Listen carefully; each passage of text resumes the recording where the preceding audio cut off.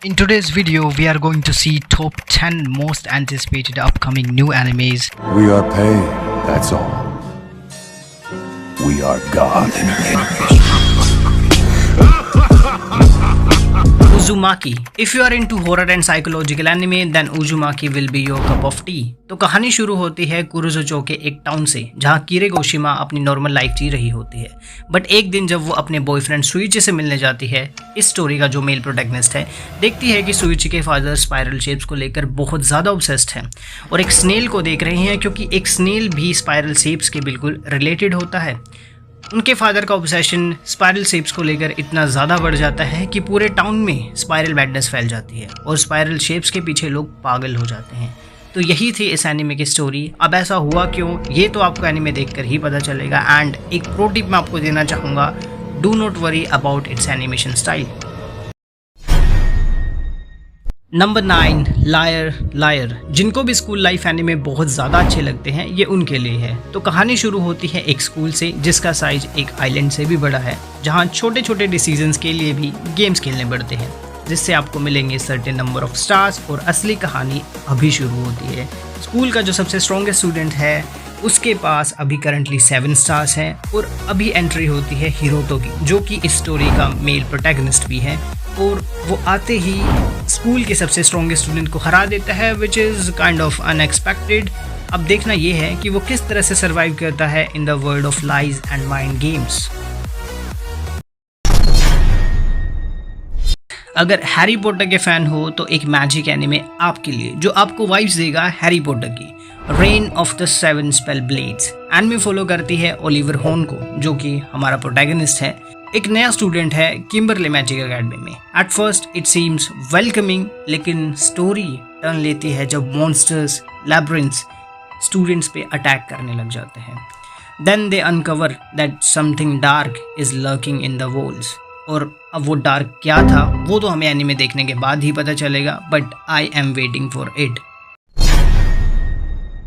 Number 7, हेल्क। ये story है एक ह्यूमन की जो डीमन किंग को हरा देता है एक टूर्नामेंट में, जिसका पर्पस होता है कि नेक्स्ट डीमन किंग कौन बनेगा। टूर्नामेंट में एक ह्यूमन जीत जाता है जिसका नाम है हेल्क। While humans celebrating his victory, they don't know that he has immense hatred for humanity.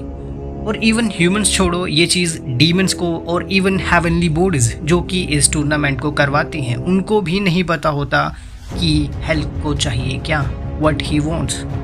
तो यही जानने के लिए हमें एनीमे देखना होगा। और जिन लोगों ने मांगा पढ़ रखी है, they know that what he wants. But हम जैसे लोग जो मांगा नहीं पढ़ते, जो सिर्फ एनीमे देखते हैं, तो उनको एनीमे देखना पड़ेगा to know that what he wants. And ये स्टोरी को काफ़ी इंटरेस्टिंग बनाता है कि एक ह्यूमन डीमन किंग की टूर्नामेंट में जीत जाता है। First of all he is powerful, and उसके बाद उसके अंदर इतनी हेटेड क्यों है ह्यूमैनिटी की कि वो ह्यूमैनिटी का डिस्ट्रक्शन चाहता है। तो ये चीज़ काफ़ी ज़्यादा एंटरटेनिंग बनाती है इस शो को, and it's definitely watch list. Number 6, new saga. Battle होती है डीमन लॉर्ड और मैजिक स्पोर्ट्समैन काइल के बीच में, जो कि हमारा प्रोटैगनिस्ट भी है, और जिसमें काइल डीमन लॉर्ड को हरा देता है, but at what cost, on the verge of death. तभी काइल को एक रैलिक के बारे में पता चलता है जो कि डीमन लॉर्ड के पोजेशन में था, जिससे वह पास्ट में चला जाता है। और after recovering from his wounds, जो कि उसे बैटल से मिले थे, वो डिसाइड करता है कि वह और भी ज़्यादा पावरफुल बनेगा और अब की बार डीमन किंग की फाड़ के रख देगा।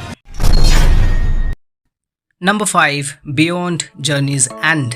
If you want to watch an anime that focuses on life aspect, a whole new fantasy world with different races like elves, dwarves, humans, etc., तो ये एनिमे आपके लिए होने वाला है। Yes, I mean it. Anime की शुरुआत होती है वॉर से, जिसमें डीमन किंग को हरा दिया जाता है। एंड यस, मैं इस बात से एग्री करता हूँ कि मैं ये नाम बहुत बार ले चुका हूँ। डीमन किंग को हरा दिया जाता है, डीमन किंग को हरा दिया जाता है, डीमन किंग को हरा दिया जाता है।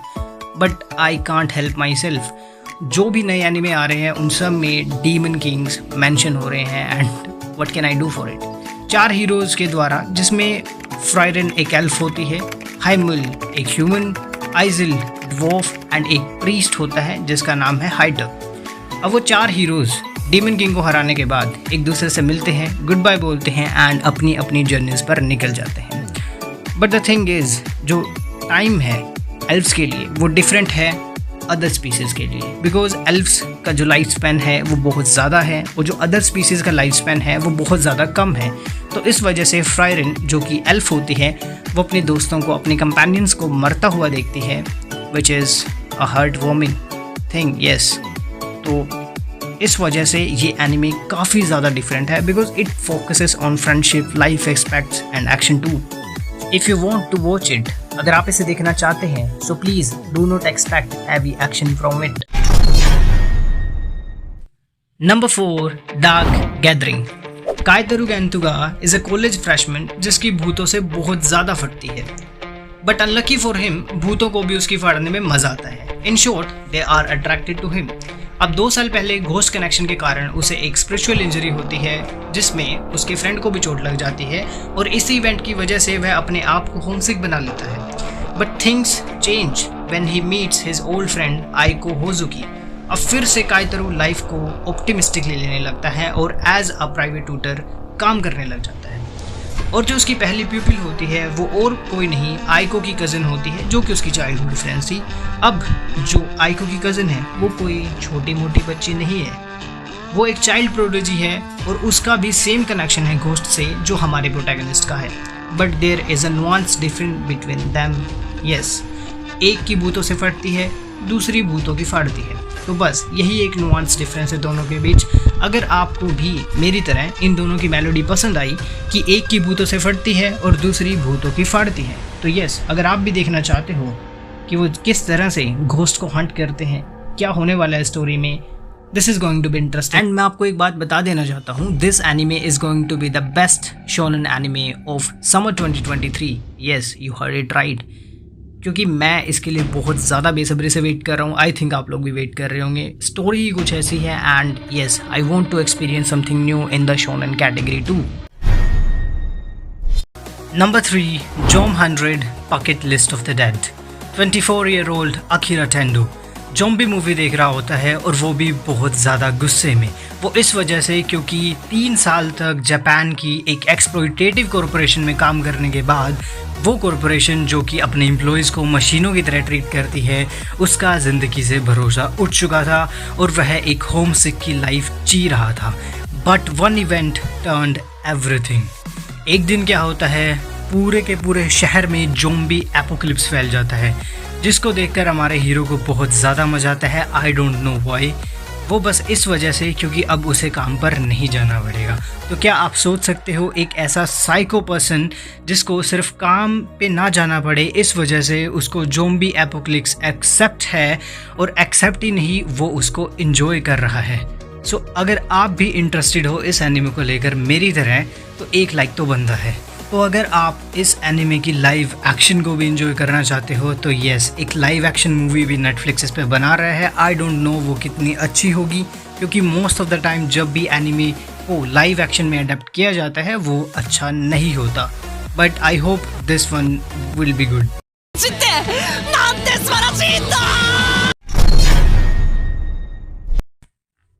नंबर 2, रुरोनी केंशिन। हितोकिरी बातुसाई एक ऐसा किलर जिसे सभी लोगों की फटती है पूरी कंट्री में, but he mysteriously disappeared at the peak of Japanese revolution. अब उसके बाद 10 साल काफ़ी पीसफुल रहते हैं, बट अभी भी बातुसाई के नाम से लोगों की काफ़ी ज़्यादा फटती है। और फिर हमें पता चलता है कि बातुसाई एक सज्जन पुरुष बन जाता है और अपनी ब्लड स्टेन लाइफ को पीछे छोड़कर एक चीयरफुल एंड लविंग लाइफ जीने की कोशिश करता है with a new name, Himura Kenshin. And that's how the story of Rurouni Kenshin begins and takes a vow to never kill again.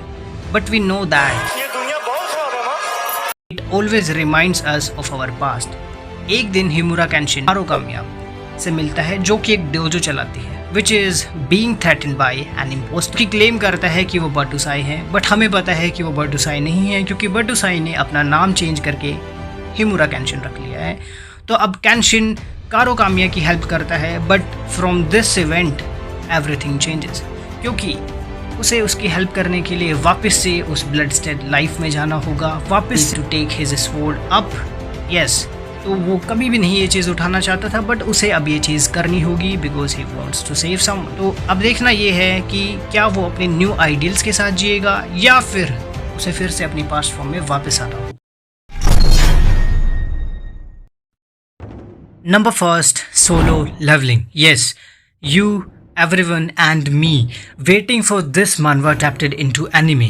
वो इस वजह से क्योंकि इसकी मानवा तबाही है। आर्ट स्टाइल को देख लो, राइटिंग स्टाइल को देख लो, स्टोरी लाइन को देख लो, बहुत ही ज़्यादा अच्छी है। तो हम काफ़ी सालों से वेट कर रहे थे कि इसको अडेप्ट किया जाए एनीमे में, और ये हो रहा है। By the end of 2023 we will get to see Solo Leveling. Yes, और अगर नहीं भी मिलती है तो 2024 के बिगिनिंग में हमें डेफिनेटली मिल जाएगी, बट ज़्यादातर चांसेस हैं कि हमें 2023 के एंड तक ही सोलो लेवलिंग मिल जाए। तो जो ये एनीमे होने वाली है ये बहुत ही ज़्यादा खतरनाक होने वाली है। उसके 3 रीजंस हैं। पहला इसकी स्टोरी लाइन, दूसरा इसकी एनिमेशन, एंड तीसरा जो सबसे ज़्यादा इम्पोर्टेंट आई थिंक, फाइट्स। अगर आपको पता हो जो साउथ कोरियन मानवा होती हैं उनके अंदर फाइट्स बहुत ही ज़्यादा अच्छी होती है। For example God of high school, जिसके अंदर केवल फाइट्स एंड फाइट्स ही हैं, उसके अंदर और कुछ है ही नहीं। बट सोलो लेवलिंग के अंदर आपको स्टोरी भी अच्छी मिलने वाली है, फाइट्स भी अच्छी मिलने वाली हैं, एंड एनिमेशन भी बहुत ज़्यादा अच्छी मिलने वाली है। क्योंकि सोलो लेवलिंग का जो आर्ट स्टाइल है वो किसी एनिमेशन से कम नहीं है। अगर आप उनकी पिक्चर्स बना के डाल दोगे यूट्यूब पे तो आपको लगेगा कि ये तो एनिमे है, बट वो आर्ट स्टाइल है मानवा का। तो सोच के देखो, जब आर्ट स्टाइल ही इतना अच्छा है तो उनको एनिमेशन भी बहुत अच्छी बनानी पड़ेगी। तो यस, अब देख लेते हैं इसकी स्टोरी क्या है, क्योंकि बहुत से लोग हैं जिन्होंने मानवा नहीं पढ़ी है, तो उनको बता देता हूँ एक छोटी मोटी स्टोरी लाइन, ताकि आपको स्पॉयलर्स भी ना मिले। 10 साल पहले एक गेट अपीयर होता है रियल वर्ल्ड में, जो रियल वर्ल्ड को और मैजिक रिल्म को कनेक्ट करता है, जो कि मॉन्स्टर्स से भरी हुई है। अब उन मॉन्स्टर्स से फाइट करने के लिए ह्यूमंस को दी जाती हैं सुपर पावर्स, और उनको बुलाया जाता है हंटर्स। अब हंटर्स बनने के लिए तो मैंने सोचा था एग्ज़ाम देना पड़ता है, वो शायद किसी और एनिमे में होता होगा। तो हम बात करते हैं इस एनिमे की। अब जो हमारा प्रोटैगनिस्ट है संग जिन वू, जो सबसे वीकेस्ट हंटर होता है, अब वो लो रैंक के डीमंस को मारता है। वो इस वजह से क्योंकि उसको अपनी मदर्स के बिल पे करने हैं।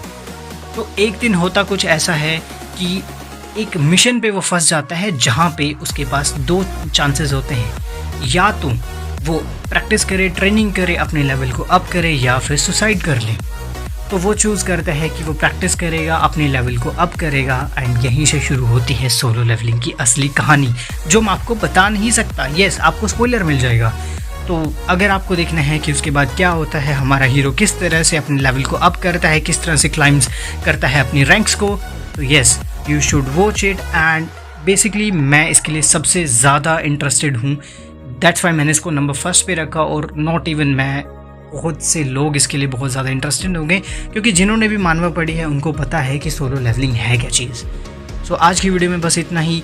Hope you like it, and अगर अच्छी लगी है तो कर दो भाई सब्सक्राइब, फ्री है, आपका कोई पैसा नहीं लग रहा।